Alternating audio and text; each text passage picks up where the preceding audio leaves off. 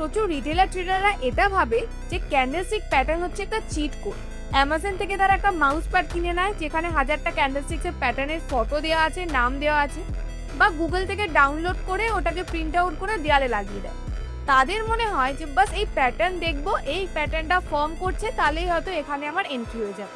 কিন্তু এটা পুরোটাই ভুল কনসেপ্ট। তারা চার্টে বাস ম্যাচ করে যে এই ক্যান্ডেলের সাথে কোন ক্যান্ডেলস্টিক প্যাটার্ন ম্যাচ করছে, আর যখনই ম্যাচ করে তারা মনে করে আচ্ছা এটা ম্যাচ করছে তো মেবি এখানে বাই হবে বা এখানে সেল হবে।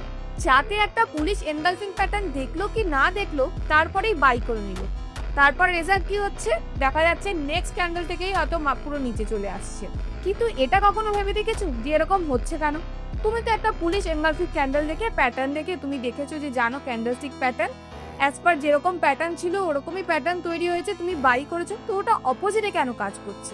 কেন কি তুমি জানোই না মার্কেটে কন্ট্রোল কখন শিফট হচ্ছে। আর এটা বোঝার জন্য তোমাকে ক্যান্ডেলস্টিক ফরমেশনে সেই সিক্রেটটা ইউজ করতে হবে।